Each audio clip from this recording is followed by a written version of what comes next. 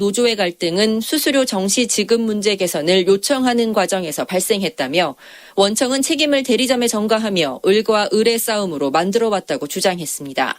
그러면서 자체 조사를 통해 책임질 일이 있다면 책임지고 경찰 조사에도 응하겠다고 덧붙였습니다. 경찰 관계자는 유서 내용에 대해 유족들이 수사를 의뢰하면 확인해볼 방침이라고 밝혔습니다. KBS 뉴스 허솔지입니다. 이른바 불가리스 사태로 촉발된 남양유업 지분 매각이 원점으로 돌아갔습니다. 홍원식 회장이 매수인 측에 지분을 넘기지 않기로 통보했는데 책임은 법정에서 가려질 것으로 보입니다. 은준수 기자가 보도합니다. 남양유업 유제품의 코로나19 예방 효과 발표 논란 그리고 이어진 불매운동, 홍원식 회장은 책임을 지고 물러나겠다고 밝혔습니다. 일가 보유 지분 53%를 3,107억 원의 사모펀드인 한앤컴퍼니에 넘기기로 했지만 경영권 이전을 위한 7월 주주총회를 돌연 연기했고 석 달여 만에 계약 해지를 통보했습니다. 홍 회장 측은 지분을 사들이기로 한 사모펀드 한앤컴퍼니 측이 사전 합의된 사항을 거부했다고 밝혔습니다. 또 비밀 유지 의무를 위반했으며 계약 종결에 앞서 인사 개입 등을 통해 부당하게 경영에 간섭했다고 주장했습니다. 홍 회장 측은 분쟁이 조정되는 대로 다시 매각을 진행할 것이라고 밝혔습니다. 매수인 측은 즉각 반박했습니다. 계약 이후 홍 회장이 가격 재협상 등 무리한 요구를 조건으로 내걸었다고 강조했습니다. 또 법원에서도 홍 회장이 지분을 임의로 처분하지 못하도록 명령을 내렸다며 계약은 여전히 유효하다고 밝혔습니다. 한앤컴퍼니는 지난달 거래 종결 이행을 요구하는 소송을 제기했습니다. 아직 구체적으로 공개되지 않은 양측 주장에 대한 책임 공방은 법정에서 결론 날 전망입니다. KBS 뉴스 은준수입니다. 조 바이든 미국 대통령이 아프가니스탄 전쟁의 종전을 선언하며 미국을 위한 선택이었다고 강조했습니다.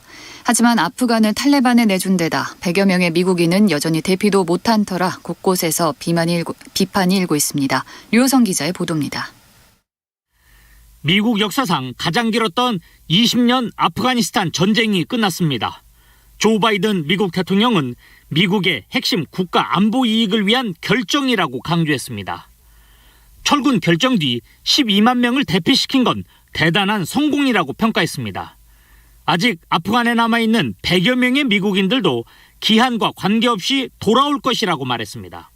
그러면서 중국과 러시아 등 미국이 직면한 새로운 도전을 극복해야 한다고 주장했습니다. 그러나 바이든 대통령의 철군 결정에 대한 비판이 거셉니다. 20년 전쟁 끝에 탈레반에 아프가니스탄을 내준 것 자체가 미국 입장에선 수치스러운 일이라는 겁니다.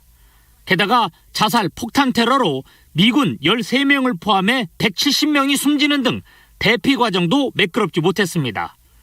아직도 아프간을 떠나지 못한 미국인이 있는 것도 비판의 대상입니다. 미군이 아프가니스탄을 완전히 떠나자 탈레반은 저항군 세력 공격을 본격화했습니다. 탈레반은 수천 명의 저항군이 있는 판지시르 계곡에 병력을 집결시키고 있습니다. 탈레반이 이미 통신로와 보급로를 차단한 가운데 교전도 일어나고 있는 것으로 전해졌습니다. KBS 뉴스 류호성입니다. 유럽연합 EU 내 성인의 70%가 코로나19 백신 접종을 마쳤다고 폰데어 라이엔 EU 집행위원장이 밝혔습니다. 폰데어 라이엔 집행위원장은 트위터에 이같이 밝히고 EU는 세계 다른 지역이 백신을 접종하는 것을 도울 필요가 있다고 밝혔습니다. 앞서 EU 집행위는 인구 약 4억 5천만 명의 27개 회원국에서 올해 여름까지 전체 성인 인구의 최소 70%에 대해 백신 접종을 마친다는 목표를 밝힌 바 있습니다. 북한이 국제 백신 공동구매 프로젝트인 코백스에서 배정받은 코로나19 백신을 다른 나라에 양보할 수 있다는 뜻을 밝혔다고 유니세프가 전했습니다. 유니세프 대변인은 북한 코로나 백신 지원 상황에 대한 질의에 북한 보건성이 북한에 배정된 백신 297만 회분을 코로나19로 심각한 영향을 받는 다른 나라에 재배정해도 된다는 뜻을 전해왔다고 답했다고 미국의 소리 방송이 보도했습니다. 오늘 코스피는 어제보다 7.75포인트, 0.24% 오른 3,207.02에 장을 마쳤습니다. 코스닥 지수는 7.65포인트, 0.74% 오른 1,045.98에 장을 마감했습니다. 원달러 환율은 어제보다 2.3원 내린 달러당 1,157.2원에 마감했습니다. 도쿄 패럴림픽 등 주요 스포츠 소식 김인수 기자가 종합했습니다. 우리나라가 도쿄 패럴림픽 탁구 2개 종목 단체전에서 결승에 올라 은메달 2개를 확보했습니다. 백영봉, 김영건, 김정길로 구성된 남자 탁구 4, 5등급 대표팀은 프랑스를 2대0으로 꺾고 결승에 진출했습니다. 4, 5등급 대표팀은 중국을 넘어서면 2회 연속 금메달에 성공합니다.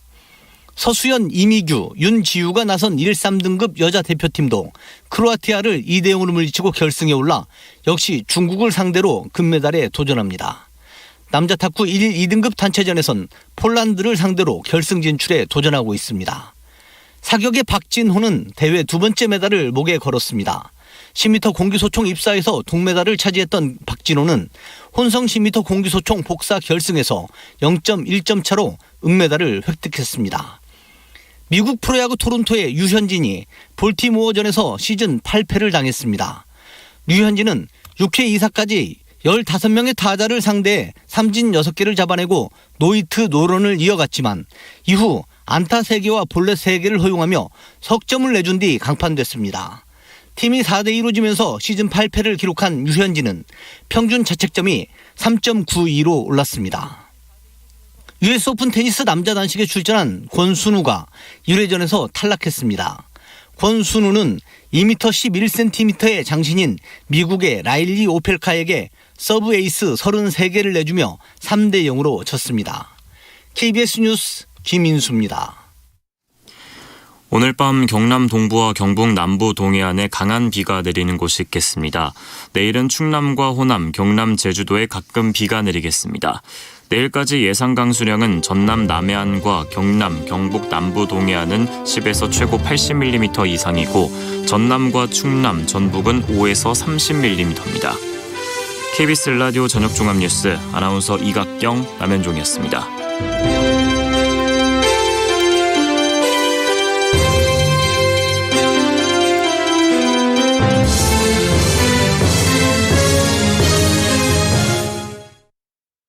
지금 시각은 7시 20분입니다. KBS.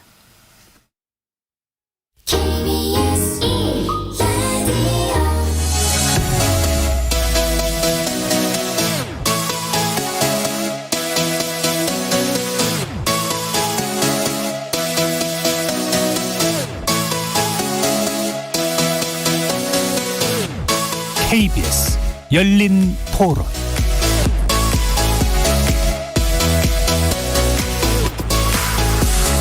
안녕하십니까. KBS 열린 토론 정준희입니다. 폐쇄성이라는 거는 여러 가지 문제를 많이 만드는 건 사실이잖아요. 그 내부에서만 해결을 하다 보면은 결과적으로 피해를 당하는 사람은 여전히 피해를 당하는 거랑 똑같을 거라고 생각을 해요.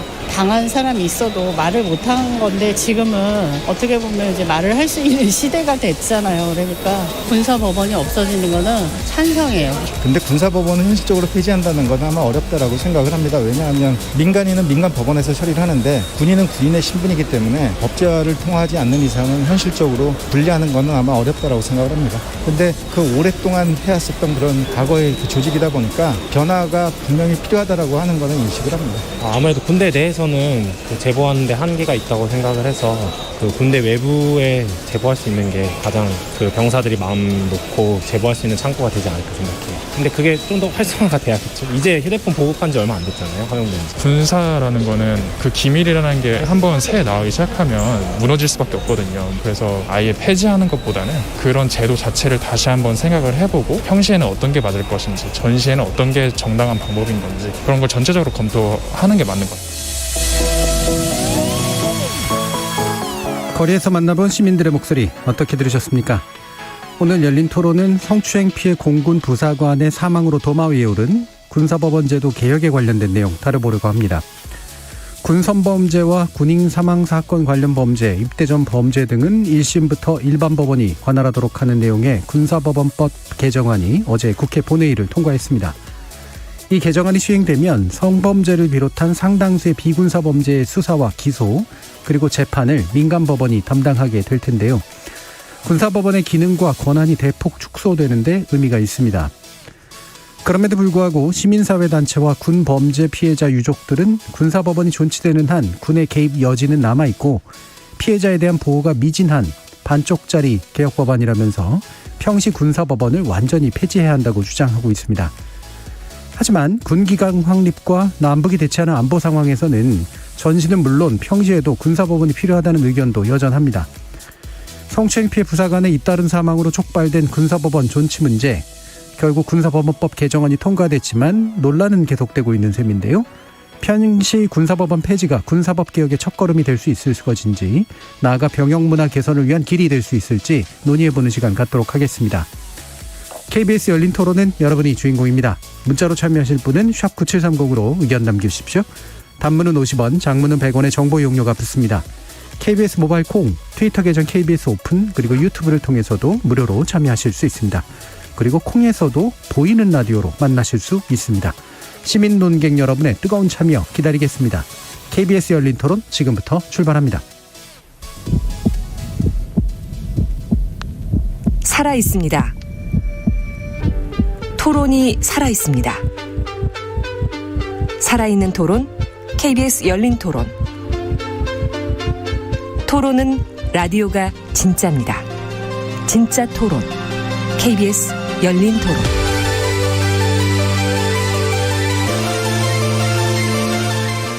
오늘 토론 함께해 주실 세 분의 전문가 소개하겠습니다. 먼저 이번 법안 개정에 참여하셨죠? 더불어민주당 송기현 의원 모셨습니다. 안녕하세요. 반갑습니다. 강원도 원주의 송기현 의원입니다. 자, 그리고 민관군 합동위원회 군사법개혁 분과위원장 맡고 계십니다. 김종대 전 의원 모셨습니다. 네, 안녕하세요. 자, 김기환 충남대 법학전문대학원 교수 나오셨습니다. 네, 충남대학교 김기환 교수라고 합니다.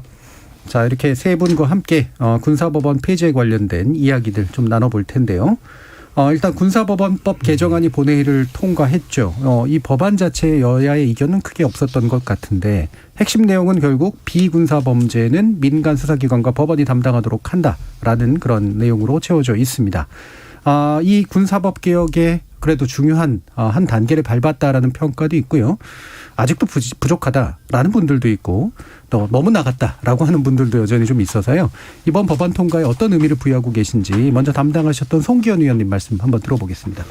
우선 그 사법 재판에서 사실심을 담당하는 심급 중에 하나를 민간법원으로 넘겼다는 데 하나 의미가 있고요. 또 하나는 군사법원에서 재판을 담당하는 군판사들을 일반적인 지휘체계로부터 독립시켜서 독자적으로 그리고 독립적으로 재판할 수 있는 여건을 만들었다는 것. 또 하나는 군검찰의 경우에도 일선 그 부대까지 가지 않고 국방부나 아니면 각군 참모총장 휘하에 둬서 각 부대의 지휘관들의 지휘를 받지 않는 체계를 만들었다는 것. 그리고 이번 말씀하신 것처럼 성범죄라든지 입대하게 돼서 있었던 범죄라든지 아니면 사망사고 같은 경우는 처음부터 민간 수사기관이 수사를 해서 민간 법원에 재판하는 쪽으로 했다는 그쪽 의미가 있는 것 같습니다. 예. 그래서 이제 군사법제도 개혁에 있어서 중요한 한 단계를 어쨌든 밟은 거다라고 이제 보시는 것 같은데. 네. 전반적으로 이제 민간군 합동위원회에서 이제 제안했던 부분보다는 약간 덜 나간 면이 좀 있긴 있잖아요. 맞습니다. 어떤 과정을 거쳐서 그렇게 됐는지 한번 좀 말씀 주시겠어요? 그 논의 과정에서 여러 가지 스펙트럼이 있었습니다. 법사위원들 중에서도 군관민위원회에서 얘기했던 것처럼 군사법원 자체를 전체를 폐지하자는 의견도 있었고 그거보다는 조금 더 순정 군사범죄는 빼고 나머지 비순정 군사범죄는 전체적으로 민간에서 하자는 의견이 있었고 아예 1심, 2심까지 전부 군사법원이 있어야 된다 하는 의견까지 다양한 스펙트럼이 있었는데 여러 스펙트럼의 의견들을 조율해서 지금 이번에 도출된 것이 이번 개정안입니다. 예. 자, 그럼 이 부분에 대해서 이제 김종대 위원장님이시잖아요. 네. 국가위원장님입니다. 한번 말씀 들어보죠. 예, 뭐 일견 진일보 했다는 점에 대해서는 평가를 합니다. 예. 그러나 어떤 그 개혁의 그 기회가 왔을 때 그 기회를 확 틀어지고 조금 더 과감하게 나가면은 앞으로 많은 어떤 그 이후 과정에도 탄력이 붙을 텐데 이번에 군사법원 개정에 대해서는 지금 군 당국도 그렇고 시민사회도 적응을 못 합니다. 한 발은 일반 법원에, 한 발은 군사법원에 이렇게 했는데 그 중간에 경계선에 회색지대가 존재하기 때문에 네. 이럴 때 어떻게 할 거냐. 지금 이거 시행령도 만들어야 되고 앞으로 그 후속 실행 계획을 다 짜야 되는데 오늘 제가 국방부하고 회의를 하다가 왔습니다만은 이 법조문 간에 모순되는 충돌 지점도 보이고 그건 조금 이따 말씀드리겠습니다. 그다음에 어떤 국민의 개혁 여론에 미치지 않는다. 저희 민간군위원회가 평시법원 폐지를 주장한 이유는 지금 저희 민간군 합동위원회 여론조사 이게 7월 19일부터 22일까지 K-스탠 리서치에서 1000명을 대상으로 한 건데 군사법원하고 군수사기관에 대한 불신이 80%에 육박하고 있거든요. 이 정도면 거의 탄핵당한 거예요. 그 정도의 수치입니다. 거의 올 때까지 왔다 이거예요. 그러면은 국민의 개혁 요구에 응답을 해야 되는 것이고 그것이 어떤 정치권의 임무인데 어떤 부분은 민간 법원이 어떤 부분은 군사 법원이 해가지고 또 해석이 곤란한 회색지대를 남겨놓음으로써 어떤 이번에 좋은 개혁의 기회가 아쉽게도 좀 미흡한 거 아니냐.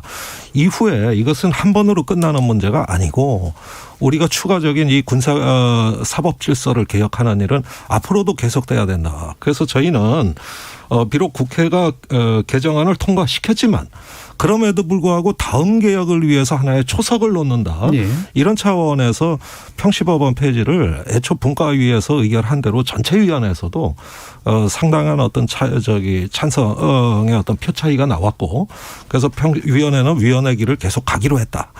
이래서 저희는 변함없이 이번 국회 개혁안에 대해서 미흡하고 앞으로 더욱더 다음 기회의 개혁이 순조롭게 갈 수 있도록 초석을 놓자는 차원에서 예. 의결을 했습니다. 예. 그러니까 개혁이 좀 더 밀어붙여져야 된다. 그리고 지금 시기가 굉장히 중요한 그 개혁에 대한 요구가 있기 때문에 또한 이제 법조문상에 이제 회색지대 같은 것이 존재하는데 그 부분 아마 뒤에서 좀 더 자세히 다뤄주실 수 있을 것 같고요. 이게 또 스펙트럼이 있는 문제니까 아까도 이제 송기현 의원께서 말씀해 주셨던 것처럼 김기현 교수님은 이에 대해서 좀 다른 입장이신 것 같은데요. 어떻게 보십니까? 예. 일단 이번 군사법원 개정안에 있어서 예. 핵심적인 부분 중에 하나가 성폭력 범죄와 사망사건, 입대 전 범죄에 대해서 수사권을 민간으로 이양했거든요. 이 부분이 매우 중요한 부분인데 예. 지난주 화요일에 법제사법위원회 통과가 됐는데 그 전날에 삽입됐다 이런 문구가 회의록에 나오거든요. 예. 그래서 어젯밤에 갑자기 추가가 됐어요. 그래서 국방부 의견 자체가 없더라 이런 식으로 회의록가 윤항홍 위원님이 국회의원님이 발언하신 회의록이 있거든요. 네. 그래서 이 수사권을 군사 경찰과 군검찰 수사권을 민간에 넘겨준다는 이야기는 충분히 논의를 거쳐야 되는 부분이거든요. 네. 이건 어마어마한 사건입니다.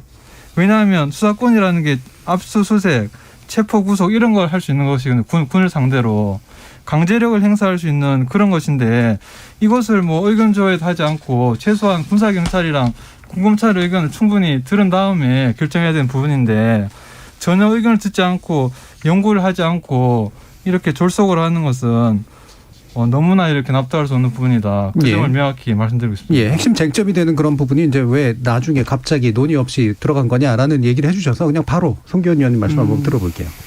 제가 방금 전에도 말씀드린 그 스펙트럼이 굉장히 많았거든요. 예. 그 스펙트럼이 많은 것 중에서 그 상당 부분의 이제 법사위원들은 우리 김정대 의원님 말씀하신 것처럼 평시 군사를 폐지하자는 쪽까지 갔었는데 네. 결국 국방부에서 각군 참모총장 및 각군의 군사법 관련된 분들의 의견을 조합해서 그 국방부 의견으로 가져온 것이 세 가지의 경우에는 수사 과정까지도 민간으로 넘길 수 있겠다. 네. 그렇게 의견을 가져왔고요. 교수님 말씀하신 것처럼 그 국방부에 있는 군의 군사법 기관들의 군 수사기관들의 의견을 듣지 않은 것은 아니고 예. 그쪽 의견을 들어와서 그쪽 수용해가지고 그 정도면 여러 가지 스펙트럼에 있는 의원들의 의견을 모을 수 있겠다 해서 그 세 조항이 들어간 것으로 예. 그 실제로는 그렇게 되어 있었습니다. 예. 그러니까 오히려 이제 타협하기 위해서 이제 필요했던 측면이라는 절충선이 말씀이죠. 구선이었다고 생각하시면 딱 맞을 것 같습니다. 예, 그런데 이 사법 질서에 관한 어떤 그 질서가 아주 간명하고 명쾌하게 해석이 돼야 되는 부분이지 여기에서 타협이나 절충이라는 게 저는 굉장히 위험하다고 보여지는데 방금 김기현 교수님께서 지적하신 부분에 대해서 제가 또 동감하는 것이 오늘 분과위원회 전문가들도 다 똑같은 의견이었습니다. 이게 예를 들면은 사망하거나 사망에 이른 그 원인이 되는 범죄, 네. 이건 수사권하고 재판권이 다 일반 민간 법원으로 넘어갔습니다. 수사권도 넘어갔죠. 그런데 그 대부분의 이제 군 사망 사고는 처음에 이제 변사 사건으로 보고가 된단 말이죠. 그러면은 범죄가 있었는지 없었는지 명확치 않아요. 그게 이번에 공군하고 해군에서 벌어진 여군 중사 사망 사건이 예. 바로 그런 경우고 최초 보고 변사 사건이었습니다. 자, 그렇다면 그 성폭력이 있었다는 건 수사를 해봐야 하는 것이고, 그러나 일단 변사 사건인 경우에는 이거라면 국방부에서 계속 그 수사하고 관할을 한다는 얘기예요. 그러면 변한 게 뭡니까? 변한 게 없는 거예요. 예. 그 다음에 이 사망 사건에 대해 가지고 이제 그 범죄에 관해서 일반 법원으로 이관을 한다고 돼 있지만은 같은 법에 제 264조에 보면은 변사자 또는 변사한 것으로 의심이 되는 사체가 있으면은 군 검사가 검시를 한다고 돼 있거든요. 그러면 검시가 수사의 시작입니다. 수사는 여전히 군이 하는 거예요. 네. 그러니까 이 조항을 남겨놓고 이거 수사권을 민간으로 이양했다 그러면은 이 중간에서 군이 해석을 못하고 있죠. 명확히 반대되는 두 조항이 다 살아난 거예요. 네. 그러니까 누가 담당하느냐는 것이죠. 이렇게 될 경우에 과연 군 수사기관하고 민간 수사기관하고 협조가 원활하게 되겠으며 네. 또 서로 떠넘기기 아니면 어떤 관할권 싸움 이런 어떤 회색지대가 생겨가지고 엄청난 혼란이 예상된다. 그런데 일반 국민들 어떻게 알고 계십니까? 이제 사망에 이른 범죄나 성폭력 범죄는 다 민간으로 갔다 이렇게 알고 계시거든요. 그런데 네. 여기 여전히 군 검사가 검시를 하는 이 수사의 가장 중요한 시작 단계는 여전히 군에 남아 있는데 예. 이럴 때는 이제는 어떤 그 일반 경찰들하고 군사 경찰하고 이것이 상당히 이제 그 해석에 있어서 껌껌이 혼란을 겪는다 이거죠. 예. 그래서 어떤 그 이번에 두 여군 중사의 불행한 사건 이런 극단적인 사건의 경우엔 그럼 그건 어떻게 처리되는 거죠? 예. 예. 그래서 군이 수사하다 말고 범죄가 있었어. 그럼 그때 가서 넘긴다는 얘기냐. 이제 수사 주체가 달라진다는 얘기냐. 이게 실행을 하려는 사람 입장에서는 해석이 잘 안 되는 거예요. 네. 이거 입법 오류 아니냐 이거죠. 예. 자, 이 부분에 대해서 이제 문제점을 지적하셨는데 문제점을 지적하시는 방향은 좀 다른 것 같거든요. 김기현 교수님은 이게 되게 민감한 문제라서 그게 민간이 들어오면 안 된다 쪽에 좀 더 가까우신 것 같고, 김종대 의원님 같은 경우에는 이게 되게 처음에 어차피 군이 손대고 있는 부분이기 때문에 민간으로 제대로 넘길 수가 있겠느냐라고 하는 그런 부분에 대해서 일단 얘기를 해 주시거든요.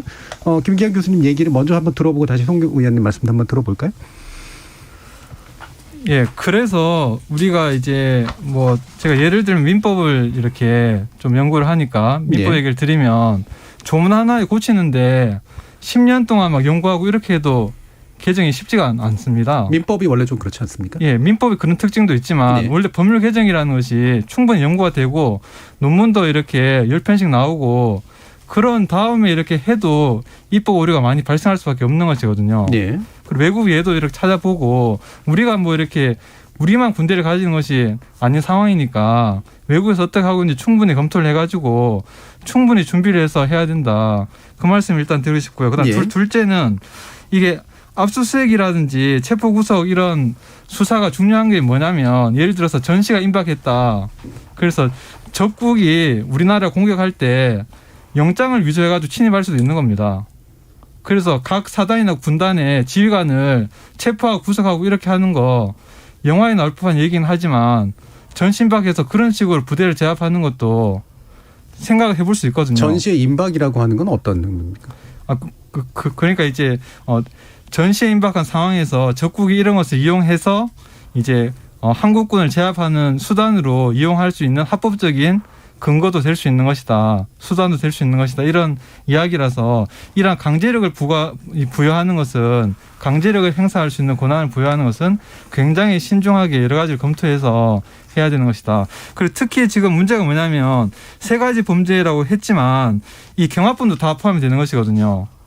그래서 경합범이라고 하면 무슨 얘기냐면 한 친구가 강제추행을 했는데 도박도 하고 뭐 국무이탈도 하고 이렇게 했으면 다 넘긴다는 얘기입니다. 그래서 실제 숫자로는 30%라고 얘기를 하지만 경합범까지 얘기를 하면 이게 40% 될 수 있고 50%도 될 수 있는 것이거든요.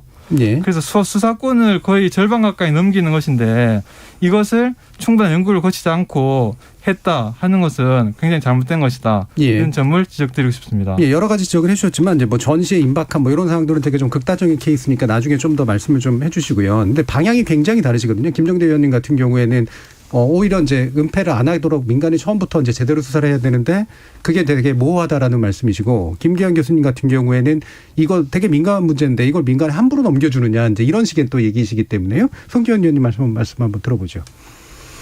이제 김정대 의원님 말씀하신 부분은 이런 거예요. 법안을 만들 때 모든 절차를 법률에 싹 규정할 수는 없습니다. 네. 특히 절차에 관련된 법이 있는 경우는 하나하나 한 계단 모든 거를 법에서 정할 수 없습니다. 예. 대략 방향을 정해놓고 또 그 어느 정도의 거리를 정해놓고 난 다음에는 자세한 것은 역시 시행령이나 시행 규칙으로 정하되어 있는 부분이고, 말씀하신 내용처럼 민간 경찰과 민간 수사기관과 군 수사기관의 연결고리 같은 경우는 지금 경찰과 검찰 사이의 수사 준칙과 같은 형태로 여러 가지 대통령령이나 해당 규칙으로 만들어서 보충하면 되는 말씀이고요. 예. 말씀하신 것 변사 사건 같은 경우 두 개가 경합되는데 그건 다른 거예요. 왜냐하면 변사라는 건 모든 게 수사는 아닙니다. 변사 중에서는 사망이 생기면 무조건 검시하는 것이고, 그 자체로 변사하는 검시가 수사는 아니고요.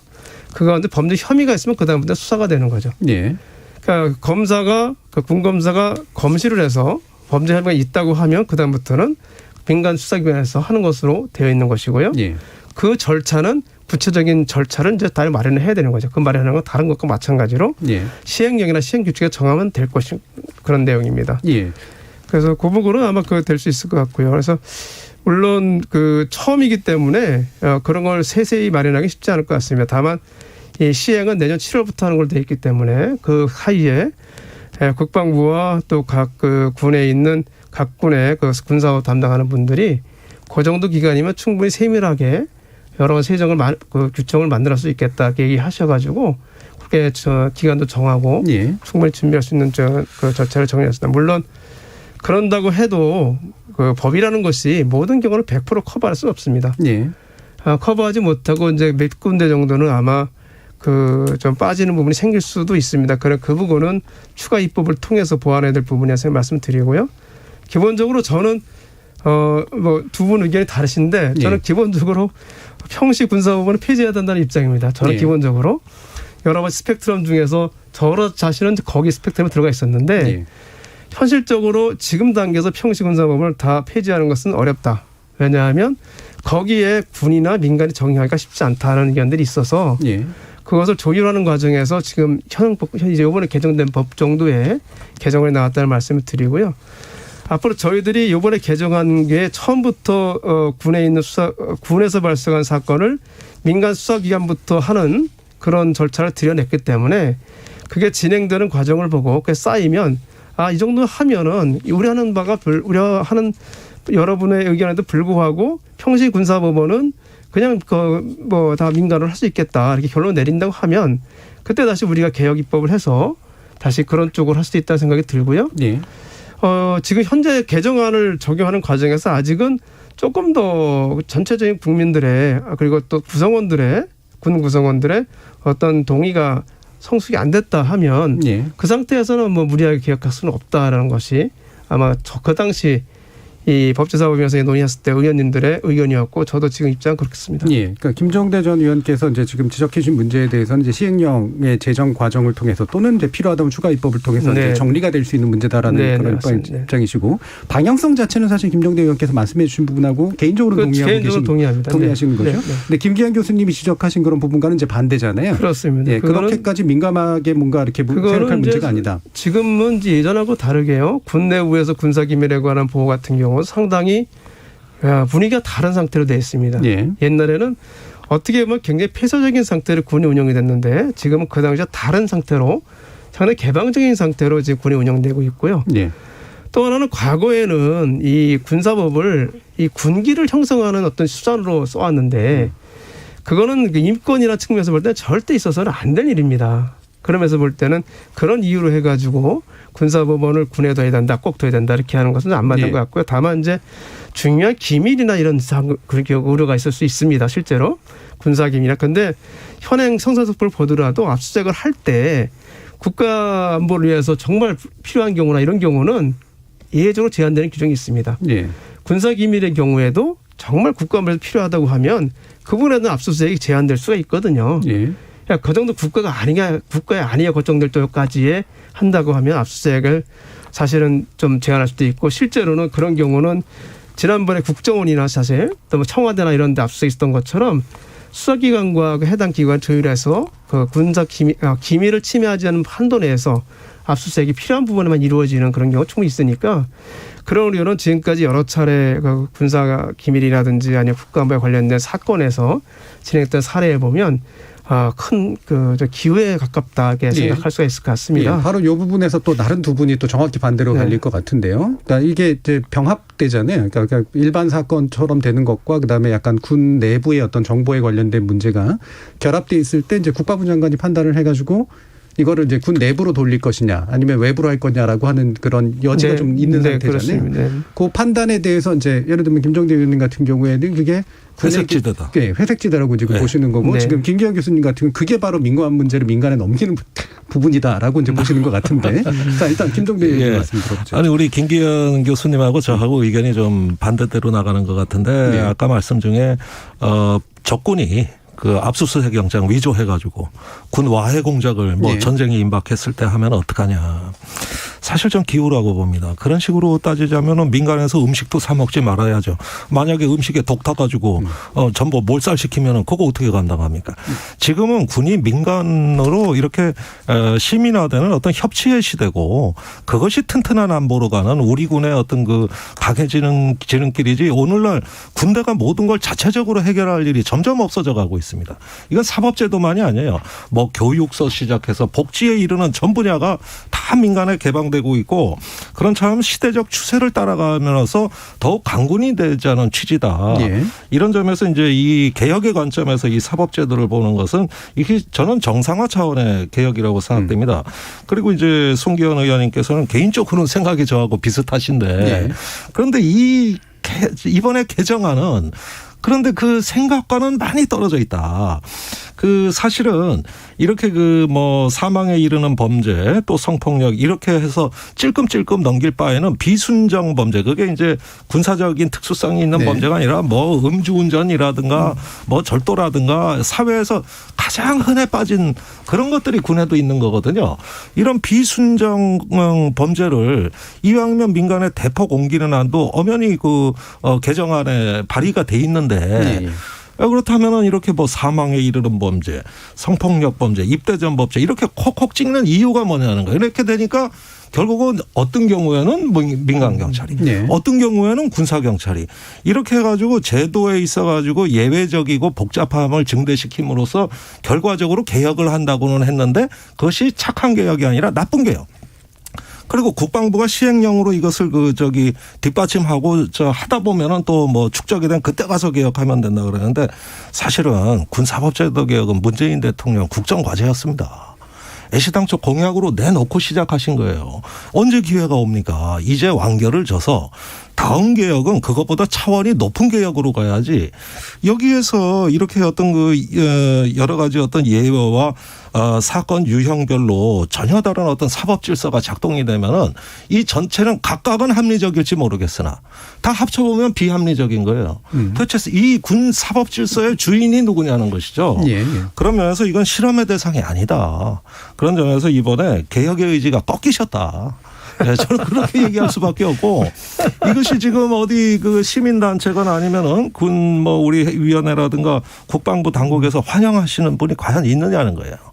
이것이 잘된 개혁이라고 평가 나오냐는 거예요. 바로 다시 한번 들어보겠습니다. 자, 이제 우리가 늘 그 입법을 해오셨으면서 이렇게 말씀하시면 곤란한데. 아이고 그렇게 얘기하시니까. 그 개혁을 뭐든지 한다 100점을 할 수는 없습니다. 우리가 어떤 경우는 70점짜리도 있을 수 있고 80점짜리도 있을 수 있습니다. 우리가 한 걸음을 나가더라도 앞으로 나가는 것이 중요하고 그다음에 멈춰있는 것보다는 한 걸음 더 나가는 게 중요하고 두 걸음을 갈 수 있는데 못 가는 건 아니고요. 두 걸음 갈 수는 두 걸음이 가는 거예요. 다만 우리가 10걸음까지 가고 싶은데 10걸음 갈 수 없을 때는 최대한 갈 수 있는 데까지 걸어가는 거죠.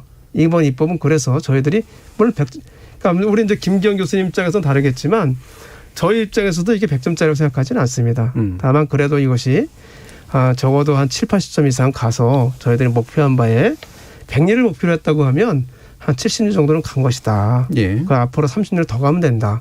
다음에 100리를 가려면 얼마나 힘들겠습니까? 지금 70리를 가놨기 때문에 다음에 30리 더 가는 건 그만큼 더 용이할 수 있다. 그렇게 생각하시면 좋을 것 같고요. 어쨌든 저희들이 군사법원법 같은 경우도 사법체계의 큰 부분 중에 하나이기 때문에 이것이 어느 일방 그 정당의 일방적인 의사에 따라서 이거 처리되기는 저희들이 원치 않았고요. 이 부분만큼 여야 합의로 해서 저희 처리되길 원했던 바이고 그런 면에서 저희들이 100점짜리 가지 못했다. 저희 당 입장에서는 100점짜리 가지 못했다 이런 말씀을 드리는 것이고요. 아마 이 법을 근거로 해서 앞으로 더 남은 걸음을 더 갈 수 있을 것이다. 기대하고 있습니다. 여야 합의라는 말을 해주셔서 그러면 이게 예를 들면 야당의 입장이 그러니까 개혁을 좀 더 늦추고 싶어하는 군 쪽의 입장하고 좀 더 비슷했던 건가요? 개혁을 늦춘다는 입장을 한다면 또 야당이 반발하기 때문에 그렇게 하기는 좀 어렵고요. 기본적인 입장이 야당 쪽에서는 군사법원을 가능한 그대로 현행 그대로 존치하는 것이 맞다. 그러니까 군 쪽의 의견에 좀 더 가까웠던 그렇습니다. 거죠. 그랬기 때문에 여야 절충하는 과정에서 여기까지 왔다 이렇게 보시면 될 것 같습니다. 이게 상당 부분은 가치관에 사실 좀 충돌에 좀 가까운 영역이 좀 있어서요. 이게 실용적인 부분보다는 김기현 교수님 꽤 반대의 가치관이시기 때문에 근데 이제 지금 이런 개혁 논의가 나왔던 게 아까 김종대 의원께서 지적해 주신 부분 같은 게 사실은 군 내부의 해결 능력을 못 믿겠다라고 하는 게 일반 시민의 이제 입장이잖아요. 그리고 최근에 있었던 그 사건들이 바로 그걸 정확히 보여주는 거고. 근데 김기현 교수님은 이제 그게 군에겐 여전히 특수한 게 있고 그거를 민간이 함부로 침해해서는 안 된다라는 그런 입장 쪽에 가까우신 것 같아서 현재와 같은 여론이나 시민적 분위기에서 이제 그런 이야기를 하신 이유가 뭔지 한번 말씀 들어볼게요. 일단 이제 가장 중요한 부분이 군사법원이 존재하는 이유는 전시를 위한 것입니다. 그리고 이제 최근에 아프가니스탄에서 탈리반에게 이제 정부가 무너졌는데 미국이 20년 동안 주둔하면서 2,000조의 금액을 퍼부었음에도 불구하고 금방 무너졌거든요. 근데 미국이 왜 철수를 했느냐? 중국하고 대결하는데 힘을 쏟기 위해서 철수했다고 대통령이 얘기하고 있는 상황입니다. 그러면 지금 이제 미국하고 중국하고 이렇게 대결 구도로 돼 있다고 한다면 한반도가 이렇게 중요한 지점이 될 수 있는 가능성이 굉장히 높거든요. 지금 저희가 긴장을 해야 됩니다. 저희도 이렇게 6.25 전쟁 때 3일 만에 서울이 함락이 됐거든요. 근데 그건 너무 큰 얘기라서요. 그러니까 최근에 있었던 문제들을 군 법원이 제대로 처리 못한 게 맞잖아요. 너는 군 내부의 수사 과정에서 그렇죠. 수사 과정에서 제대로 처리 못한 게 맞다면 그 부분은 어떻게 대답을 하실 건가요? 그 점에 대해서도 제가 하고 싶은 얘기가 있는데 일단 이제 그 수사 과정에서 저희가 좀 시간이 많이 끌었다. 40일 동안 뭐 이렇게 조사를 못했다. 이런 얘기를 하는데 민간 검찰 같은 경우에도 간단한 사건의 경우 3개월 정도 시간이 걸린다고 합니다. 사건 처리하는데. 그래서 40일 지체한 것이 그게 이제 어떤 결정적인 의미가 있다 이렇게 보기에는 좀 힘든 측면이 있고 내 식구 감싸기 같은 비판은 성립될 수 없다고 보시는 건가요? 그게 왜 그러냐면 대법원 양형 기준이 있습니다. 그리고 대법원 양형 기준의 어떤 준수율을 보면 군사 법원이 약간 더 높은 편이거든요. 민간 법원보다. 그래서 내 식구 감싸기 이런 것들은 성립하지 않고 저도 개인적으로 군 판사를 두 차례 했지만 전혀 그런 게 없었습니다.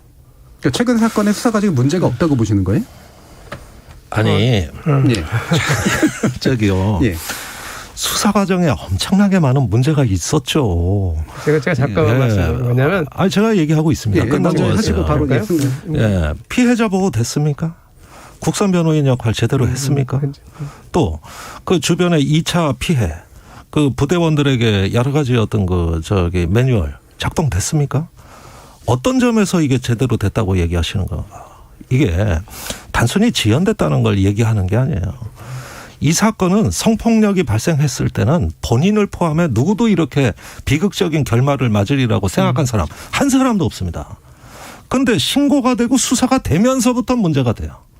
이때부터는 어떻게 되느냐? 그 전 부대원 또 그 상하 관계에서 이 사건이 왜곡되기 시작합니다.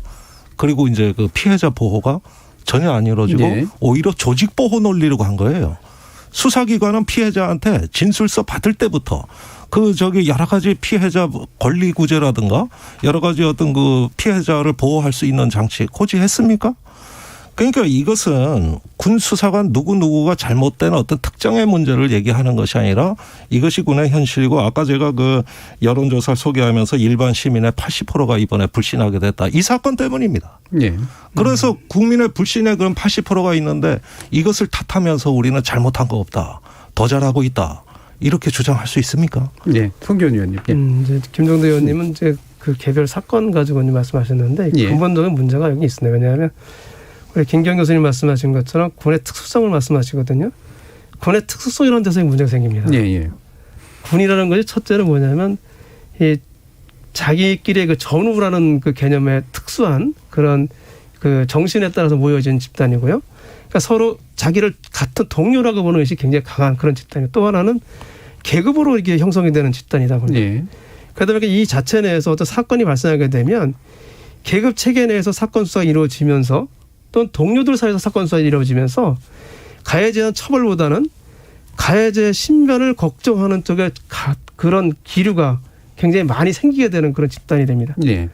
그러다 서로 이게 어떻게 보면 같은 그 동료가 처벌받거나 아니면 그 전역을 하게 되는 거에 대한 동정심이 굉장히 크다 보니까 애초부터 김종대 의원님 말씀하신 것처럼 수사가 제대로 이루어지지 않는 거예요. 예.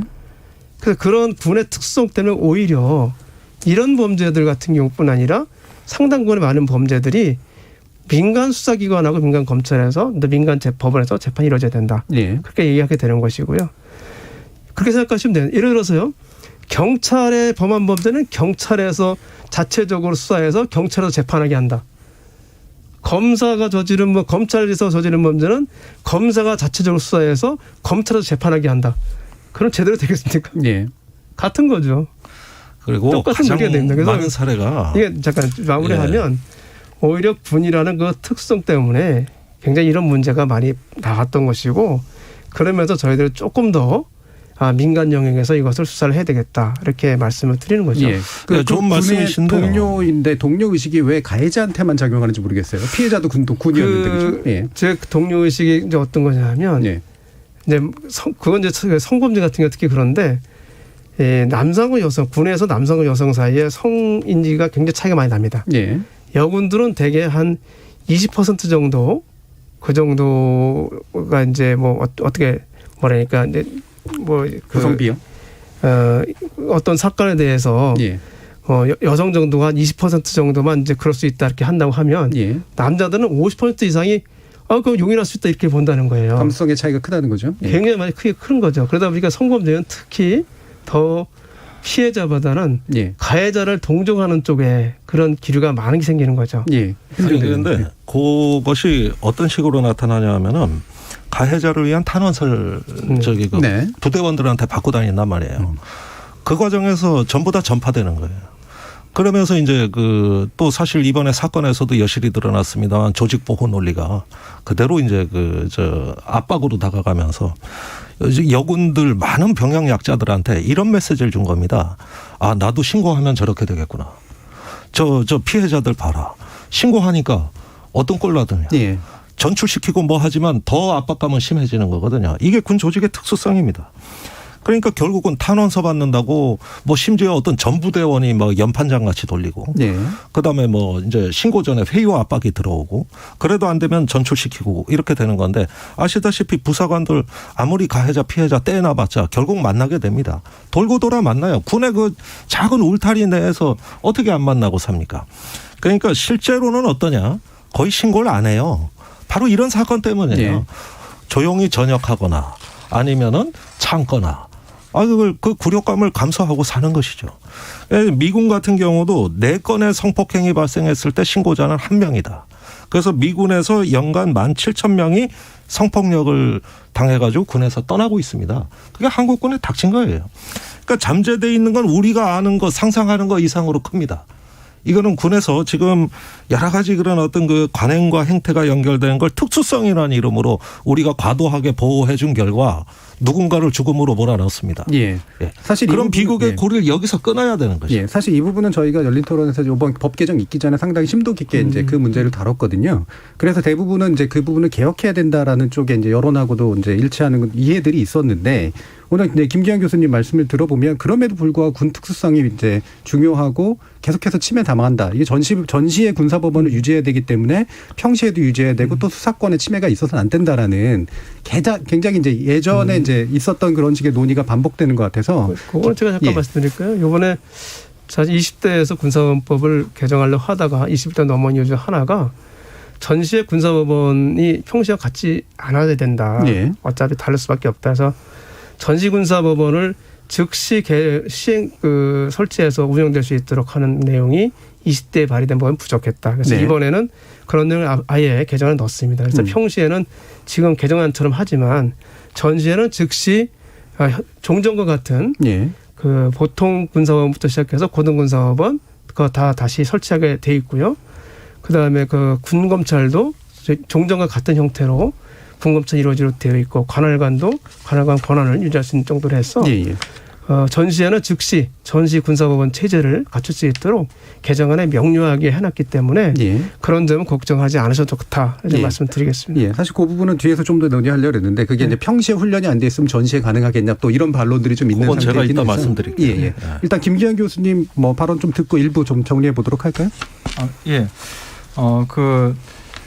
일단 이제 평시에 이렇게 운영하지 않는 상황에서 전시에 갑자기 설치를 할 수 있다. 그게 현실적으로 불가능한 게 이제 앞에 한국전쟁 때도 3일 만에 서울이 함락됐다 말씀을 드렸는데 전시 때는 교통이 두절되고 폭탄이 이렇게 비처럼 쏟아진 상황에서 통신도 두절되고 교통도 두절되고 해서 이동 자체가 굉장히 힘듭니다. 그리고 다들 이렇게 도망가고자 하는 그런 생각을 가지고 있는 상황인데 같은 부대에서 평소에 훈련을 하고 전우를 위해서 죽어야 되겠다. 이런 동료의식이 없는 상황에서 누가 그런 위험을 무릅쓰고 군사법원을 설치하면서 하겠습니까? 특히 우리 이렇게 한국전쟁 때 북한이나 이렇게 그런 군대를 보면 후퇴하거나 도망가면 총살을 한다. 이런 시스템이거든요. 어떻게 보면. 그래서 낙동강 전선에서 이제 앞에는 미군이 폭격을 하고 뒤에는 이제 인민군이 자기가 도망을 하면 뒤에서 이렇게 총살하는 이런 시스템이라서 도망을 못 가는 이제 그런 식의 운영하는 국가 우리가 만약 싸운다고 하면 우리는 군사법원이 만약 그때 설치가 안 됐다고 가정을 하면 그런 경우 어떻게 해야 하느냐. 지휘관 입장에서는 이걸 이렇게 전쟁을 수행할 수도 없는 것이고 사람이 병사를 도망가면 제지를 할 수도 없는 것이고 진퇴양난에 빠지는 거거든요. 물론 그런 경우가 없으면 좋겠지만 보험과도 같은 겁니다. 군사법원이. 그런 어려운 상황에 처했을 때 대처할 수 있는 보험과 같은 인력들을 평소에 이렇게 육성을 하고 지휘관 곁에 둬야지 전시에 바로 쓸 수가 있는 것이지. 그 하루 이틀 초기가 가장 중요한 시기거든요. 전쟁에 있어서. 예, 알겠습니다. 자, 그 부분 뒤에서 2부에서 좀 더 자세히 좀 논의해 보도록 하고요. 김기현 교수님 말씀 들어보니까 젊어 보이시는데 6.25 전쟁을 직접 겪으신 듯한 이제 그런 절박함 같은 게 좀 느껴지네요. 자, 정기진 문자캐스터 불러서 한번 내용 들어보도록 하겠습니다. 네, 지금까지 청취자 여러분이 보내주신 문자들 소개합니다. 2606님, 군 수사기관과 재판부에서 그동안 수사와 재판을 제대로 했다면 군사법원 폐지 요구가 나왔을까요? 국민들은 그동안의 군 범죄에 대한 군의 수사와 재판에 졸속이라는 평가를 내리고 싶습니다. 3607님, 군대 내 성범죄는 군사법원 제도의 개혁으로 해결될 문제가 아닙니다. 군사법원 없애는 것보다 군대 성범죄 방지를 위한 근본적인 대책이 먼저 아닌가요? 꿈꾸는 사랑님, 전시에는 전시에 맞게, 평시에는 평시에 맞게 적용을 해야 하지 않나요? 전시를 가정하고 군사법원 필요성을 이야기하는 건 너무 과장된 이야기 같아요. 호구막장님, 이번 군사법 개혁은 절반의 개혁이라고 생각합니다. 비순정 범죄는 전부 다 민간으로 이관했어야 했는데 그게 아니었고 군사법원 재판관에 일반 판사를 파견해서 군 판사와 다른 판사의 시각이 필요했는데 그 부분도 개선되지 못했습니다 해주셨고요. 5894님, 군인의 문제는 군의 특수성 때문에 군 검찰과 군사법원의 판단이 필요한데요. 제 식구 감싸기 같은 적폐를 없애는 게 우선입니다. 지휘관의 개입을 없애는 이번 법안으로 진일보했다고 생각합니다. 8271님, 군인은 군인이기 이전에 먼저 대한민국 국민입니다. 가해자의 선후배에게 재판받는 일은 없어야 한다고 생각합니다. 누군가의 억울함을 풀기에는 수직 관계가 대부분인 군사법원에서는 한계가 있습니다라고 보내주셨네요. 네, KBS 열린 토론. 이 시간은 영상으로도 생중계하고 있습니다. 유튜브에 들어가셔서 KBS 일라디오 또는 KBS 열린 토론을 검색하시면 지금 바로 토론하는 모습 보실 수 있습니다. 방송을 듣고 계신 여러분이 시민 논객입니다. 계속해서 청취자 여러분들의 날카로운 시선과 의견 보내주세요. 지금까지 문자캐스터 정희진이었습니다. 토론이 세상을 바꿀 수는 없습니다. 하지만 토론 없이 바꿀 수 있는 세상은 어디에도 없습니다.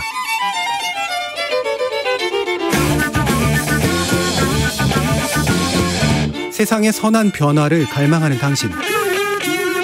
정답이 아니라 질문의 힘을 믿는 당신. 우리 KBS 열린 토론에서 만납시다.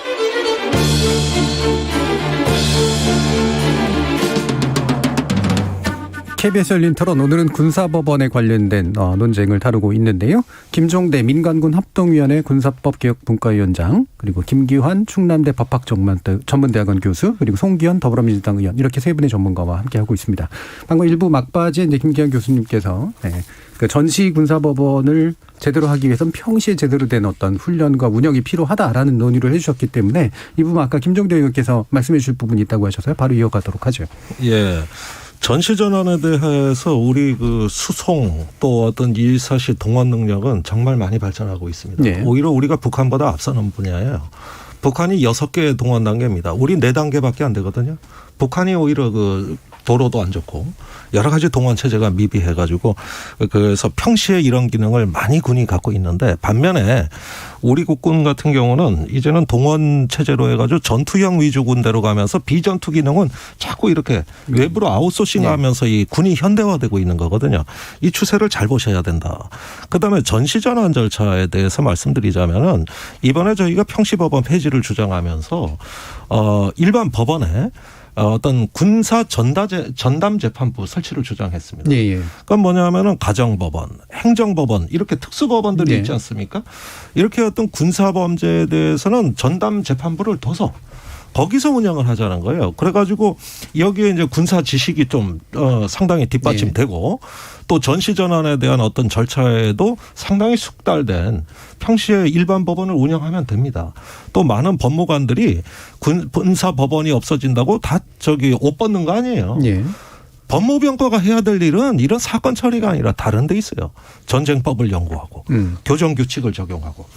그래서 미군같이 전쟁을 항시적으로 하는 저런 미군 같은 군대 법무장교들이 사건 처리하는 장교들이 아니고 작전 계획을 짤 때 다 이게 전쟁법에 어긋나는 거 아닌가, 이런 거 검토하면 지휘관한테 조언하고 이런 법무병과의 기능은 오히려 활성화해야 되는 거. 더 강화해야 돼요.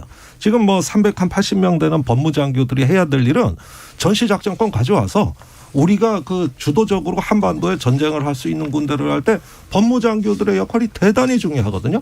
그런 집단은 존재한다는 거예요. 군사행동의 합법성 문제를 주로 다룬다는 거죠. 그렇죠. 그게 원래 본질입니다. 이런 뭐 재판하고 뭐 음주운전, 성폭력, 이게 전문성이 아니에요. 그리고 실제로 그 전문성도 떨어져요. 그렇다면은 법무병과의 본래 정체성으로 가는 정상적인 발전을 하면서 그분들이 전시 대비도 하고, 민간의 군사 전담 재판부가 있으면 그분들이 전시에는 군사 조직이 안으로 들어오고 이렇게 해가지고 협치를 만들어서 이런 부분이 원활히 가도록 평시에 연습도 하는 겁니다. 이런 업무를 국방부도 하고 행정안전부도 하고 병무청도 하고 법무부도 하고 해서 전시 대비 충무계획이라고, 이게 기밀로 되어 있는 문서지만 이런 것들을 보완해가지고 발전시키는 겁니다. 이런 것들이 오히려 지휘관들한테는 이제 그 군 뭐 사법제도 관할에 대한 부담을 덜어주고 어떤 전투 발전 임무에 그 전념할 수 있도록 우리가 도와주면서 군 지휘관들의 그 전문성을 살려주는 길이다. 근데 이것이 군의 전문성, 뭐 전시전환 때문에 안 된다, 심지어는 군기가 이완된다, 이런 이야기를 하는데 다 주관입니다. 따지고 보면은 그것의 논리적인 근거를 확인을 할 수가 없어요. 그래서 얼마든지 보완 대체제에 대해 토론해 봤느냐, 이런 거 검토해 봤느냐, 이런 부분을 좀 강조하고 싶습니다. 송기현 의원님. 우선 그 군사법원이 전체적으로 민간법원을 간다고 하더라도 실제 이제 김종대 의원님 말씀하신 것처럼 군법무관들이 상당수 군에 있고요.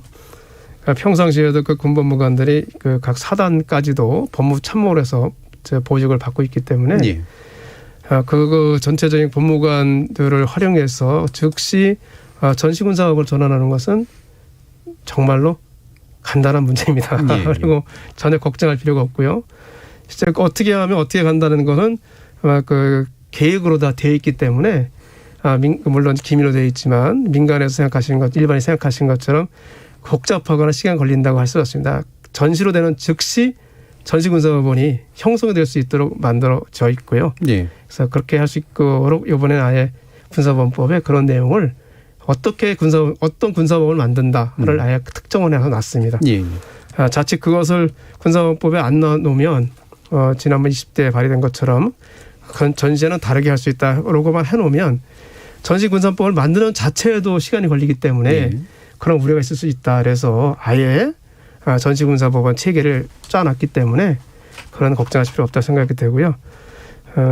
그동안 이제 그때 갈 때까지는 지금 이제 상당 부분이 이제 재판이나 수사 업무에서 조금 밖으로 나올 것 같은데요. 다른 업무를 할 것 같은데 그런 과정에서도 말씀하신 것처럼 정말 법무관들이 해야 될 많은 역할들을 하면서 전시에 또 대비하는 훈련을 같이 하면 전혀 그런 걱정은 필요 없다. 대비할 수 있다 생각합니다. 장기 논의는 뒤에서 한 번 더 하겠습니다만 이제 김종대 의원께서 지적해 주신 것처럼 이제 행정법원이나 가정법원처럼 이제 군사를 대하는 이제 전문법원을 이제 우리 민간 안에 새로 만드는 게 좋지 않겠느냐는 그런 의견이 있었는데 그런 의견은 이제 전체적으로 군사법원을 그러니까 평시에는 군사법원을 폐지를 하고 전체적으로 민간법원에서 하도록 하자는 의견은 이제 그런 의견이 되겠습니다. 그런데 말씀드린 것처럼 거기까지는 이제 다 저희 동의가 이루지 않았고요. 아직 구성원들 전체에 어떤 동의나 공감대는 형성되지 않은 상태다. 그래서 지금 이 정도까지 법을 할 수밖에 없었다는 말씀을 드리겠습니다. 그 점에서 한 말씀만 드리면은 그래서 1심, 2심을 나눈 거거든요. 그래서 고등법원은 이제 군사법원을 폐지하고 민간으로 이전하고 1심은 계속 보통 군사법원을 군에 둔다. 그런데 1심, 2심이 사실심이고 1심이 제일 중요합니다. 어떻게 보면 2심보다도 1심이 제일 중요해요. 그런데 이걸 1심, 2심을 인위적으로 짜게 가지고 한 발은 민간법원에 한 발은 군사법원에 담그는 방식이 되나 놓으니까 결국은 크게 변화가 됐다는 체감이 안 느껴져요. 이게. 그러니까 이 부분이 항상 절충이라는 게 뭡니까? 멀쩡한 한 몸뚱아리를 오른쪽 팔 왼쪽 팔 따로 나눠가지고 각기 놀게 내는 걸 개혁이라고 자꾸 주장을 하세요. 그리고 이런 식으로 형해화를 시키면은 결국 우리도 2심이라도 넘어갔으니까 이것도 처음보다는 낫다고 보지만 결국에 가서는 또 다른 이제 개혁안을 불러들이는 하나의 어떤 중간 단계라는 인식이 곧 생길 거다.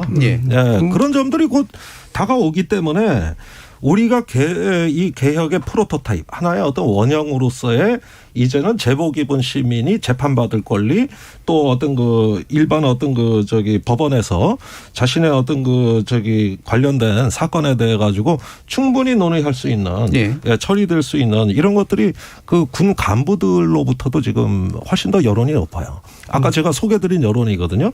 이게 시대 상황이라고 보면은 이제는 정치가 거기에 응답을 해 주셔야 된다. 여기에 이런 어떤 시민과 군 내부로부터 나오고 있는 요구를 보십시오. 그다음에 우리가 2014년에 군사법개혁을 시작했습니다. 그래서 사단의 보통 군사법원이 없어졌습니다. 이제는 다 군단급으로 갔잖아요. 그런데 옛날에 군사법원 존치를 주장하던 사단장들이 이제는 자기 휘하에 군사법원이 없거든요. 그래서 지휘관이 약화됐다거나 이게 사단장 하는데 애로사항이 있다거나 이렇게 얘기하는 사단장이 있냐? 없습니다. 없어요. 다 이상 없어요. 그다음에 군의 군기유지는 인사권과 징계권이 지휘관들한테 남아 있습니다. 그러니까 이걸로 얼마든지 군 기강을 잡고 충분히 지휘에 전념할 수 있다는 여건이 대다수 막상 개혁을 해보니까 여론이 나오고 있단 말이에요. 그러면은 한 걸음 더 나가서 이번에 어떤 평시법원까지 가도 지금은 얼핏 보면 군사법원 존치를 주장하는 것 같으나 그런 어떤 저항이 있는 것처럼 같으나 막상 개혁을 하고 적응하는 과정에서 해소가 된다. 그런 점에서는 정치가 이왕이면은 군 내부의 그런 어떤 현행 체제 유지 같은 여론보다는 국민의 개혁이요. 사법의 주체는 군 지휘관도 아니고 법관도 아니고 국민입니다. 거기에 어떤 충실한 본연의 모습을 보여줬더라도 훨씬 더 좋은 결과를 맞이할 수 있었는데 너무 두려움이 크시다. 또 국방부가 반대한다 그런다. 그러면 국방부 반대해도 정치가 역할이 뭡니까? 그런 것들을 설득하고 소통해서 바꿔주는 거거든요. 바로 성기현 의원님 말씀 들어보죠. 그 단순히 이제 1심 군사법을 남겨놓은 것이 아니고요. 이번 개정안을 보면 군사법원에서 군판사들이 독립적으로 임명되고 운영될 수 있도록 재판할 수 있도록 하는데 초점을 뒀습니다. 그래서 종전에 이제 군판사, 군검사가 교류하는 식으로 되고 그 법무병과 안에 다 같이 들어있었는데 이제는 아예 군판사를 별도로 선출을 하도록 해놨고요. 군판사 인사를 아예 독립해서 하도록 해놨습니다. 그리고 군사법원도 독자적으로 일반 국방부 장관 이런 사람들이 임의로 운영하지 못하도록 군사법원 운영위원회를 통해서 운영하도록 제도를 마련해놨습니다. 군검찰의 경우에도 예전에는 각 지휘관들이 바로바로 지휘하게 돼 있었는데 이제는 그렇게 지휘를 못하게 해놓고 국방부 장관이나 참모총장이라고 하더라도 개별적인 사건에서는 그 검찰 단장만을 지휘할 수 있도록 해놔서 그러니까 상당 부분 예전과는 다르게 군판사나 군 검찰이 독립적으로 수사하고 재판할 수 있는 장치를 마련해뒀습니다. 그래서 그런 면에서는 부족하지만 진일보한 계획을 생각을 하고요. 운영되는 것을 보면 아마 종전과는 좀 다른 것이 있었을 거다. 많이 기대를 하고 있습니다. 특히. 알겠습니다. 자, 그 뒤에 부분에서 아마 마지막 정리하면서 이제 추후 개혁 과제들에 대해서 좀 얘기를 하긴 할 텐데요. 요거는 한 가지 좀 더 짚고 가죠. 그러면 현재 이제 변화된 내용으로 예를테면은 최근에 이제 이 개혁 논의를 불러일으켰던 이제 여중사 사망 사건 같은 그런 식의 문제들은 예방되거나 또는 잘 해결될 것인가라는 거는 이제 일종의 시뮬레이션을 좀 해볼 필요가 좀 있을 것 같거든요. 그래서 이 부분에서 어떤 생각들을 가지고 계신지 일단은 김기현 교수님 한번 말씀을 들어볼게요. 이게 예방이 되거나 또는 해결이 될 수 있을 방향으로 가고 있는가? 그래서 지금 여중사 사건 같은 경우에도 앞에서 김종대 위원장님 이야기를 해주셨는데 그것이 이제 신고를 했는데 오히려 거기에 대해서 어떤 이렇게 지휘관으로부터 차별을 받는다든지 불이익을 받았다 뭐 그런 얘기잖아요. 그래서 수사 과정에서 어떤 문제가 좀 있고 그 이제 군부대 운영에 있어서 문제가 있었다 그런 얘기를 하셨는데 그러니까 군사법원하고는 직접적인 관련이 없는 사건입니다. 왜냐하면 그 기소가 되기 이전의 상황에서 지금 이제 사건이 발생한 그런 상황이라서 군사부원과는 관련이 없는 부분이라서 군사부원을 민간으로 이양하더라도 그 문제는 그대로 남아 있는 겁니다. 그래서 수사까지 넘긴 거 아닌가요? 그래서 수사까지 넘겼다고 하더라도 이것의 본체가 어떤 부분이냐면 이제 신고를 해서 보호를 받느냐 그런 문제거든요. 그래서 그거는 수사하고 좀 다른 문제고 피해자 보호를 어떻게 잘할 것이냐 하는 그런 차원의 문제거든요. 그러니까 예를 들면 군에서 내부 매뉴얼을 잘 만들어서 밑에 단계에서 잘 해결하면 될 문제인데 그걸 왜 법원까지 건드렸냐 이런 말씀이신 건가요? 그렇습니다. 그건 제가 말씀드릴게요. 말씀하신 대로 이번에 불행한 사건은 군사법원에 도달하기 이전에 이루어진 사건 맞습니다. 그래서 그런 지적도 일리가 있어요. 그런데 한번 이렇게 생각을 해보시죠. 그 신고하고 수사하고 그다음에 기소하고 재판까지 가는 전 과정에 대한 신뢰가 있다면 그렇다면은 그걸 기대하고 어쩌면은 죽을 사람이 한번 살기로 그래도 악착같이 한 번 더 내가 싸워보겠다. 절망감이 있었던 이런 마음을 가질 수가 있지 않겠습니까? 저는 이 군사법제도에 대해서 계급이 낮을수록 신뢰가 떨어진다는 사실에 주목하고 있습니다. 그 사법제도에 대한. 그렇죠. 현행 사법질서에 대해서. 그리고 이번에 여중사 두 분 사건의 경우에는 부대 울타리 밖에서 사복 입고 벌어진 사건이에요. 사복 입고 군복 벗고 울타리 밖에 식당에서 다 벌어진 일이에요. 밖에서 생긴 문제는 밖에서 사실은 아예 거기서 해소해야지 이걸 군 안으로 가져올 이유가 뭐가 있느냐. 그렇게 하면은 부대 내에서 지휘관 면담을 하고 동료들이 회유 압박하고 여러 가지 문제들도 다소 좀 관리가 가능했을 건데 내부에서 그냥 전부 다 이걸 갖고 와가지고 부대 울타리 안에서 주물떡 이걸 해결해 보려고 하다가 상하간에 이제 겨우 2차 피해로 연결이 된 겁니다. 그러니까 이 사법 질서라는 것은 하나의 국가가 나를 지켜줄 수 있다는 확신, 그것에 어떤 희망을 가질 수 있고 그것이 내가 나의 생명을 보호하고 지켜낼 수 있는 자신감으로 연결이 돼가지고 죽을 사람을 살릴 수 있는 방향으로 이렇게 가는 거는 신뢰 자본의 형성입니다. 그런데 제가 계속 말씀드립니다. 신뢰 자본이 바닥났어요. 그랬을 때 어떻게 하느냐. 신고하지 않거나 신고하고 비극적인 결말을 맞이하거나. 그래서 이런 군인들에게 훨씬 더 많은 어떤 기회의 창문을 열어주고 국가가 이 군이 아니라 하더라도 어떤 그 국가의 모든 기능들이 하나의 거버넌스 협치를 이뤄서 민간이 여러분은 혼자가 아니다. 국가가 지켜주고 있다. 이런 어떤 기회를 수시로 마련할 수 있는 전반적 사법 질서의 어떤 그 원칙과 그 질서를 세워내는 것. 이것이 개혁이라고 보는 것이죠. 과거에는 법원으로 그 부분에 대한 올라가서도 동의는 아마 충분할 것 같은데 현행 변화가 여전히 좀 한계가 있다라고 보시는 쪽인지 아닌지에 대해서. 그렇죠. 그러니까 이번에 그 사법제도 개혁에 대해서 국방부나 이제 국회가 좀 단호한 의지로 국민의 어떤 개혁 의지에 응답했다 이런 모습을 보여준다면은 지금 많은 병역 약자들에게 저는 희망을 줬을 것이다. 예, 지금 말하지 못하는 그분들에게 우리가 드리는 최소한의 응답이다. 이렇게 인식될 수 있었다는 것이죠. 송기현 의원님. 이제 우선 이제 이번 군사법은 이제 군사법원뿐 아니라 군 검찰도 같이 들어가 있는데요. 군 검찰을 각권 참모총장이나 국방부 장관 밑에 두긴 하지만 그건 참모총장이나 국방부 장관이 아니라 검찰 단장이 지휘하게 독립적 지휘하게 되어 있는데 그렇다고 한다면 이번 사건과 같이 단장이나 아니 부대 단장 이하 부대에서 그것을 어떻게 적절히 처리한다고 한다는 생각을 할 수 없겠죠. 그러니까 그게 은폐한다는 그런 것은 드러나게 돼 있기 때문에 적어도 그런 행위는 발생하지 않을 것 같습니다. 그런 점에서는 이번 군사법원 개정이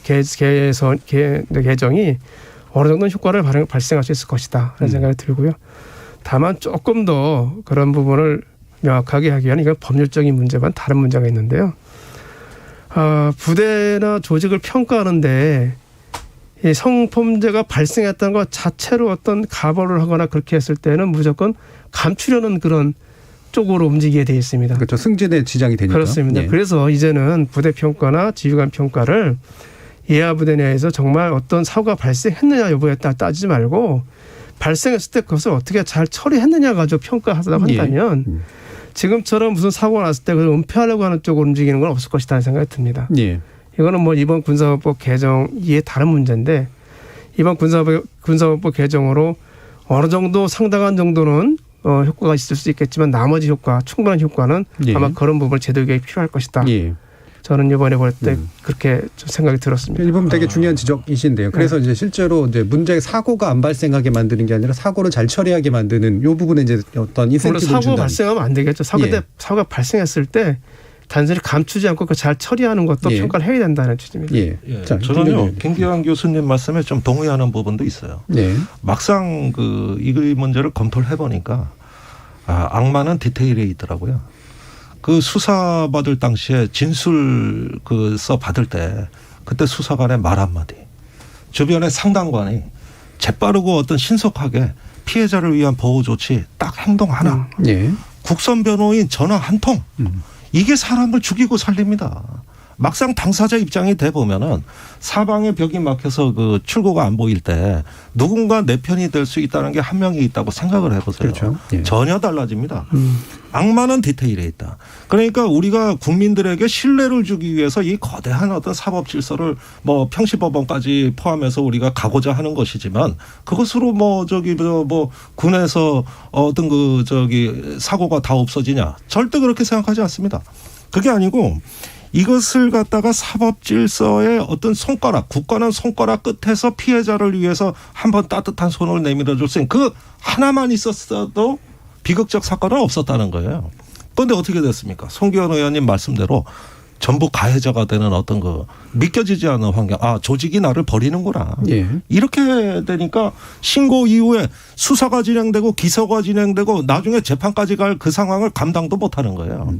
이래서 제가 보기에는 군의 훈령이라든가 시행령이라든가 이거 외에도 어떤 의식 문화까지 포함해가지고 이번에 민간군 합동위원회가 참 여러 가지 성과를 내고 있습니다만은 여러 가지 또 불협화음 때문에 웃으시는지 모르겠습니다만 깨알 같은 자랑이신 것 같아요. 그럼에도 불구하고 그런 것들을 들춰내다 보니까 우리가 세계 6위의 군사력이라는데 무기 많고 국방 예산 많다고 그래 이제 강한 군대 되는 줄 알았더니 아니구나.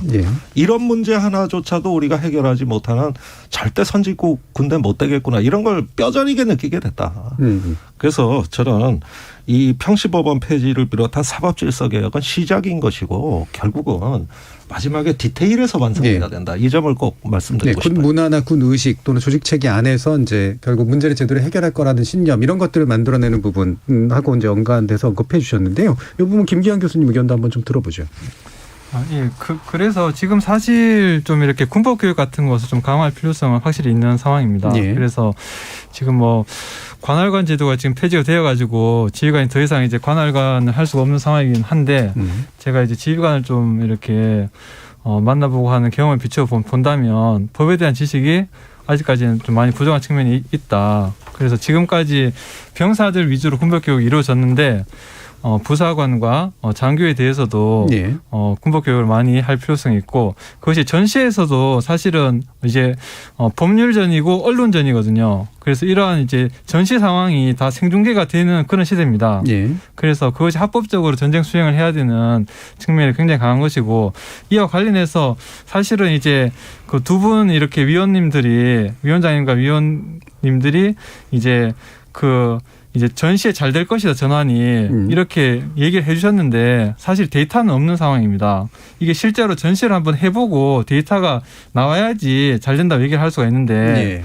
우리가 전쟁을 할 수는 없어서 우리가 뭐 그 2차 세계대전 때 마지노선 같은 경우에도 그 확실하다고 프랑스가 자신을 했거든요. 그런데 바로 독일한테 초창기에 박살이 났는데 지금 전시공사분 전환이 잘 된다 이거 실증적인 데이터는 하나도 없습니다. 예. 다만 우리가 볼 수 있는 것은 미국이나 이스라엘 정도가 지금 실전하고 있는데 그 나라는 군사부문 정상적으로 운영하고 있거든요.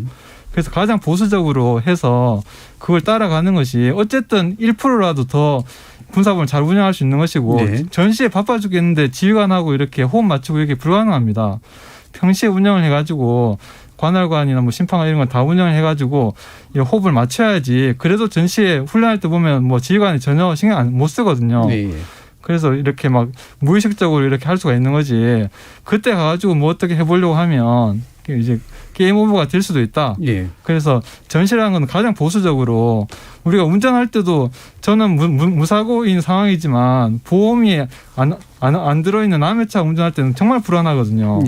그런 심정으로 전쟁은 최대한 보수적으로 안정적으로 그렇게 준비를 하는 것이 맞는 것이다. 그렇게 생각합니다. 예, 뭐 전쟁이라는 게 워낙 극단적인 상황이기 때문에 뭐 제도 실험도 하기가 되게 대단히 어려운 측면이 있다라고 하는 뭐 충분히 동의하실 텐데 그렇기 때문에라도 이제 상상력이나 보완제 이런 것들이 이제 굉장히 중요할 것 같은데 시간이 좀 다 돼서요. 한 1분 정도 남짓하게 좀 더 필요한 부분이 어떤 부분인가에 대한 의견을 들어보면서 마치도록 하겠습니다. 자, 송기현 의원님 말씀 들어볼까요? 네, 우선 이건 상당히 좀 바꾸는 개정이 있었기 때문에 걱정하시는 부분에 대한 것이 걱정이 그치도록 자세한 하위 규정을 만들 수 있도록 하는 것이 필요할 것 같다 생각이 들고요. 그 과정에서 국방부나 여러 기관들의 의견을 잘 들어봐서 잘 조율될 수 있도록 노력하겠습니다. 예. 그러니까 이후에 구체적인 보완을 위해서 실행하는데 하나하나 그 단계마다 시행착오가 없도록 자세하게 규정을 만들도록 하고요.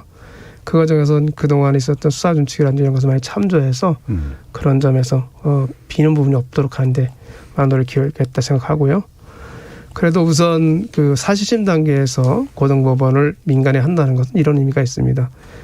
누구든지 자기가 한 것을 누가 본다고 하면 그 과정에서 그래도 공개적으로 공정히 할 수밖에 없는 그런 의미가 있습니다. 그래서 군사법원에서 요즘 모든 그 절차가 최종 고등법원 단계에서는 다 민간에 확인된다는 그런 차원이 있기 때문에 그런 점에서 앞으로 군사법원이 조금 더 투명하고 인권적으로 진행될 수 있기를 기대하겠습니다. 알겠습니다. 자, 김기환 교수님 말씀 한번 들어보겠습니다.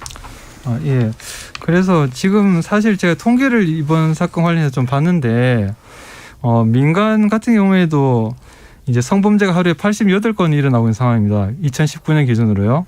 그래서 이것이 별로 높은 것은 아닌 게 미국 같은 경우에는 거의 3배 정도 많으니까 우리나라가 정말 치안이 잘 돼 있고 그런 부분들은 경찰이나 이렇게 수사기관한테 굉장히 감사의 말씀 드려야 된다 이런 생각을 가지고 있는데 그걸 이제 군의 60만 대군으로 환산을 해보면 매일 한 건 정도 성범죄가 발생하는 게 이제 민간에 비추어 가지고 그 정도의 어떤 이렇게 비슷하게 이루어진다면 그런 얘기가 나오는 것이거든요. 예.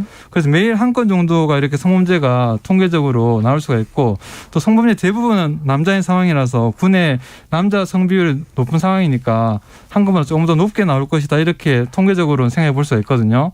그래서 이거 사건 나올 때마다 이거 언론에 보도를 하면 정말 군은 성범죄 심각하고 생각할 수밖에 없는 건데 사실은 통계적으로 보면 어느 정도 이렇게 뭐 이 감내할 수 있는 수준이라고 볼 수 있는 그런 부분입니다. 예. 다시 얘기 드리면 민간에서 예를 들어 살인 사건이 지금 통계적으로 보면 하루에 한 건 정도 일어나는 상황이거든요.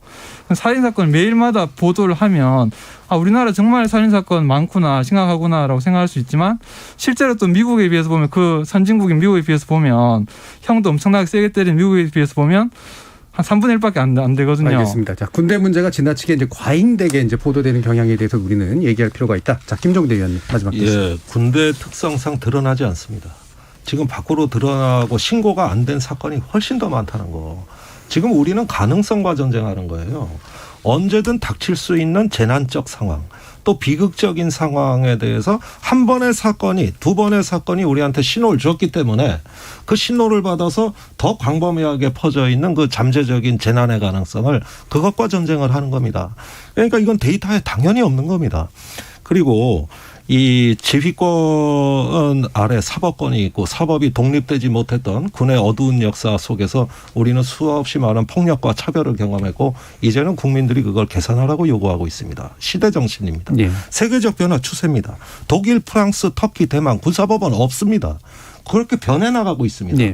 이런 어떤 민주적이고 투명한 과정을 통해서 병영의 약자들이 군대 생활에 대해 더 많은 자긍심과 자부심을 가지고 앞으로 나갈 수 있는 이 기회를 이제는 살려야 된다. 개혁은 여기서 멈춰서 안 된다. 알겠습니다. 그래서 국회 개정안은 미흡하지만 다음 개혁을 기약하겠습니다. 알겠습니다. 자, KBS 열린 토론 오늘 군사법원 관련 논의는 그럼 이것으로 모두 마무리하겠습니다. 오늘 함께해 주신 송기현 더불어민주당 의원, 김종대 민관군 합동위 군사법개혁분과위원장 그리고 김기환 충남대 법학전문대학원 교수 세 분 모두 수고하셨습니다. 감사합니다. 감사합니다. 네, 감사합니다. 최근 한 동영상 사이트에 공개돼서 큰 주목받고 있는 드라마 DP라고 들어보셨을 텐데요. 헌병대 군 탈해병 추적조를 다루는 이 드라마에 군 내부의 폭력과 인권 유린이 그려져 있죠. 과거에 있었을 법한 극단적 사례를 지나치게 끔찍하게 묘사한 면도 물론 있는데 잊고 싶었던 군 생활이 떠올라서 외상후 스트레스 장애를 겪게 됐다는 이들도 있습니다.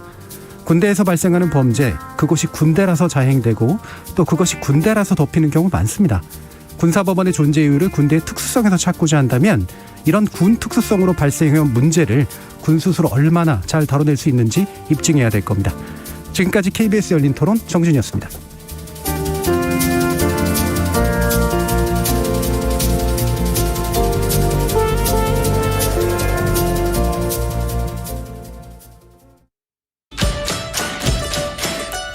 이번에 패럴림픽을 코로나19로 인해 가지고 어려움도 많이 겪었지만 선수들도 마음가짐도 많이 달라진 것 같아요. 예전에는 꼭 메달을 따야지만 하는 강박관념 같은 것도 있었지만 이번에는 참가의 의미를 가지는 부분도 있고 예전에는 우리나라 장애인 스포츠 패럴림픽이 다른 나라를 따라가고 배우는 그런 종목이었다면 이번에는 우리가 기준을 만들고 방향을 제시하는 그런 영역으로 선수들이 많이 인식을 할 것 같아요. 내가 이 정도의 나라에서 살고 있고 이 나라를 대표해서 이 패럴림픽에 나왔구나 자긍심을 갖지 않을까 생각합니다.